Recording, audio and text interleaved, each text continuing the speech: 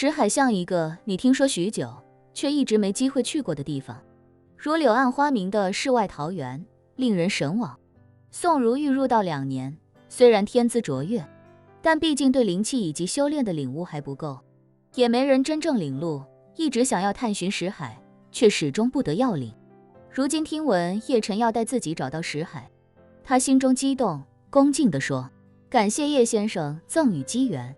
叶晨点点头，道：“我以白酒点拨你内窥，是让白酒的能量引导你的神识不断深入，让你知道真正的内窥应该往哪里走。但你的神识不够强，靠你自己的力量，恐怕短时间内很难深入。所以你只管让你的神识跟着酒精的能量走，如果走不动，我会在后面助你一臂之力。人自己的神识未必能到得了石海，但酒精天生可以。酒精能麻醉人的神经，让人的识海变得一片混沌。无论饮酒之人能否感觉到识海，都不妨碍酒精直接深入识海的特点。”宋如玉也明白了叶晨所说的道理，不假思索地说：“那在下这就开始内窥，一切仰仗叶先生了。”叶晨点点头，让宋如玉在客厅的地摊上席地，盘腿而坐。待他开始内窥之后，便伸出一只手，轻轻搭在他的右手脉门处。此时的宋如玉仿佛置身一处浮力很大的海洋，酒精形成的能量虽然不强，但胜在密度比海洋更大，所以这些能量就像一块块小石子，可以非常轻松自然地沉入海底。可他的神识却如同一艘充满气的橡皮筏子，当他想追着酒精的能量沉入海底时，越是用尽全力，那海水的浮力反而越来越大。有时拼尽全力，好不容易沉进去了，但距离海底还有极远的距离。可是这种下沉又偏偏无法做到步步为营，只要他稍微有一点点松懈，或者稍微有一点点力有不逮的感觉，巨大的浮力就会立刻将他的神识重新送回海面。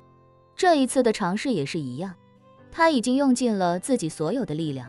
可是在这浮力极大的海洋中，没下潜1米距离就要付出极大的代价。当他眼看自己已经支持不住，很快又要被那股强大的浮力拖出水面的时候，忽然之间，一股巨大的能量推着自己的后背，把自己死死地按在这深海之中。他瞬间意识到，这是叶晨出手了。这种被死死按在水里的感觉，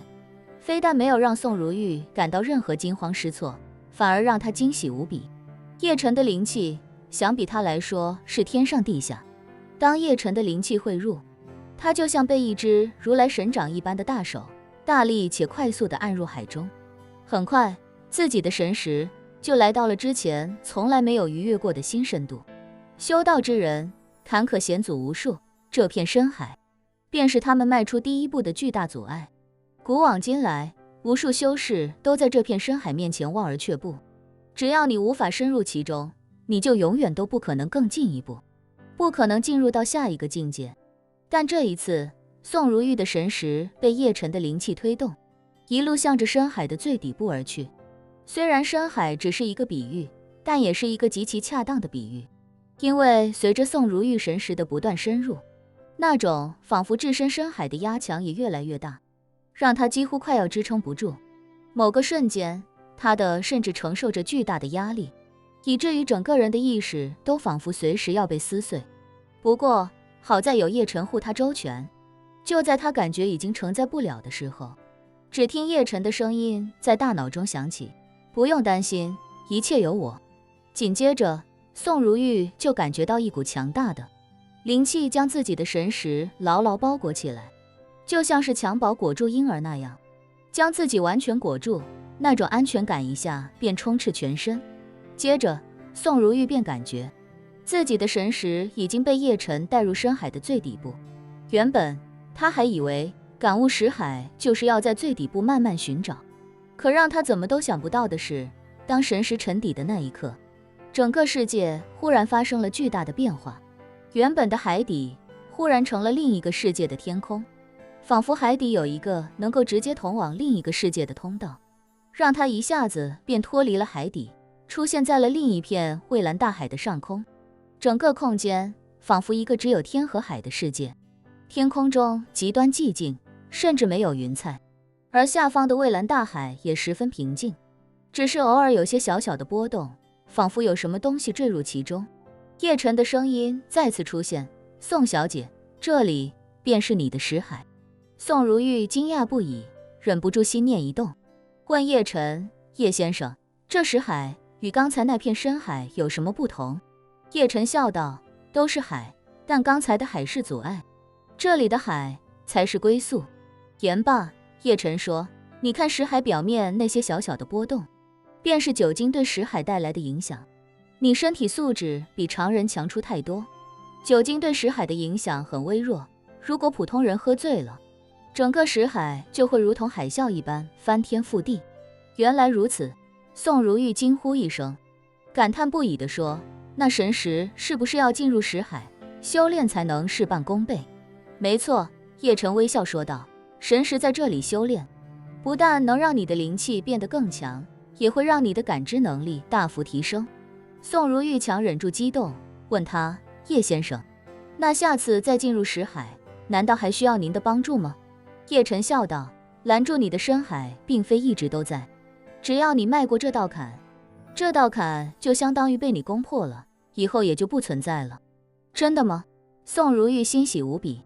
说：“那也就是说，以后我只要神识内窥，就能来到这里。”对，叶晨道，这就像认路一样，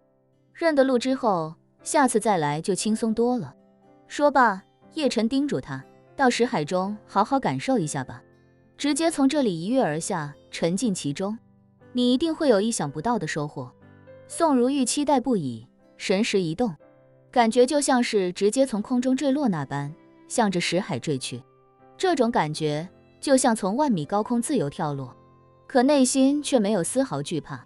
反而十分享受这种自由无比的下落过程。神识坠入识海的那一刻，没有宋如玉自以为的巨大冲击和水花四溅，就在神识与识海接触的那一刻，神识仿佛瞬间化身成识海的一部分，在顷刻间便融入其中。这一刻，他感觉整个人、整个神识都如沐春风一般，整个人的状态出奇的好。他心中不由感叹，原来这就是内窥识海的妙处。若不是叶先生，我这辈子还不知能否有机会体验这奇妙之处。